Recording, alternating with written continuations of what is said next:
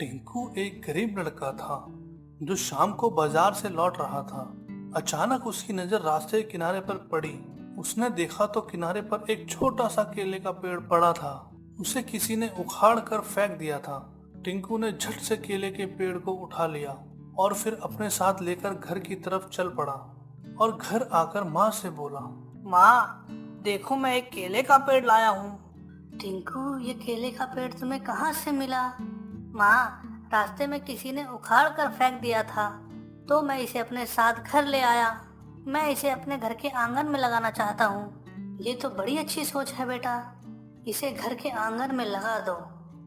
इसे पानी भी देते रहना, जिससे इसे बड़े होने में काफी मदद मिलेगी और जल्दी ही बड़ा हो जाएगा।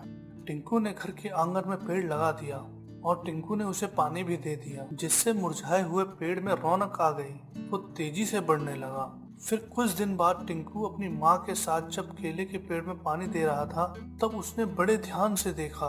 माँ, अपना केले का पेड़ तो बहुत बड़ा हो गया है। इसे हमारी मिट्टी रास आ गई। बेटा, तुम बहुत अच्छे से केले के पेड़ की सेवा कर रहे हो और देख रेख भी बहुत अच्छे से कर रहे हो। इस बात से बड़ा फर्क पड़ता है। हाँ माँ, पेड़ पौधे में भी जान होती है। इनके अंदर भी एहसास होता है। बाबूजी हमेशा कहते थे कि पर्यावरण को बचाओ, पेड़ पौधे लगाओ। मैं भी पेड़ पौधे लगाऊंगा। हाँ बेटा, तुम्हारी सोच बहुत अच्छी है। अपने बापूजी की तरह तुम भी पेड़ पौधे लगाते रहना। ये पेड़ पौधे हमारे अच्छे साथी होते हैं। इनसे हमें शुद्ध हवा मिलती है। इनसे फल फूल छाया भी मिलती है। टिंकू की सेवा रंग लाई और केले का पेड़ अब काफी बड़ा हो गया था और उसमें फल लगने शुरू हो गए थे। टिंकू ने केले के पेड़ को देखा तो उस पर फल भी बहुत ज्यादा लगे हुए थे। माँ, मैंने अपने जीवन में किसी भी केले के पेड़ में इतने ज्यादा फल लगे हुए नहीं देखे। बेटा, नजर मत लगाओ। ये सब तुम्हारी मेहनत का फल है। 4-5 दिन में हम इसके फल तोड़ सकते हैं। 4-5 दिन बीत गए। टिंकू माँ के साथ केले के पेड़ के पास आया। माँ, ऐसा लग रहा है कि फल कुछ ज्यादा ही बड़े हो गए हैं। ये मेरी आंखों का वहम तो नहीं है? बेटा, वहम नहीं है, सचमुच फल बड़े हो चुके हैं। अब हम इसे तोड़ सकते हैं।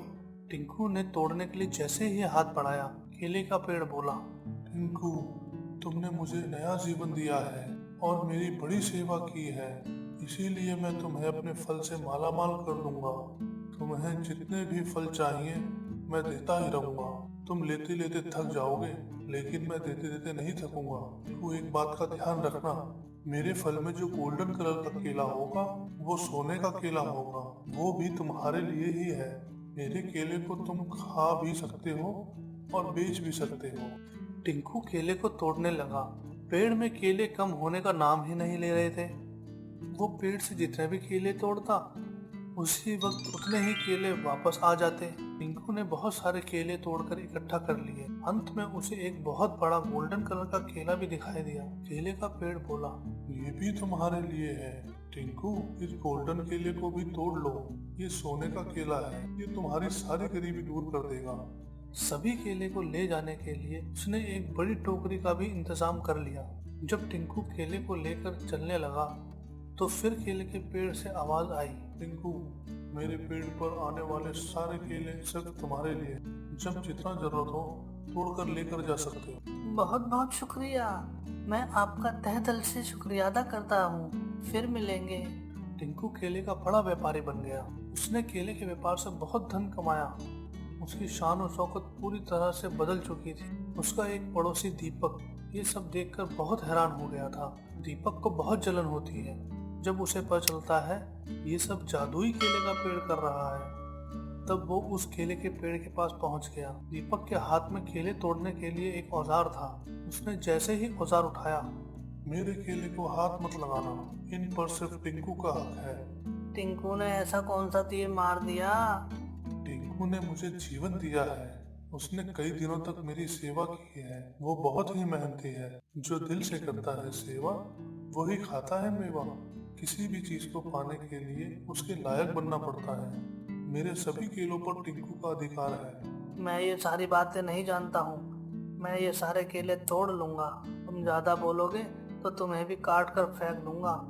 यह कहकर दीपक जैसे ही केले तोड़ने के लिए पेड़ की तरफ बढ़ता है, केले के पेड़ ने जादुई शक्ति से उसे एक चांटा मारा और वो जमीन पर जाकर गिर गया। वो फिर से उठा और आगे बढ़ा। इस बार केले के पेड़ ने उसे हवा में उठाकर फिर से जमीन पर फेंक दिया। वो ठीक से उठ भी नहीं पा रहा था। इतने में टिंकू वहां पहुंच चुका था। दीपक का मुंह शर्म से झुक गया था और बोला, मुझे माफ कर दो। उसके बाद वो वहां से चुपचाप चला गया।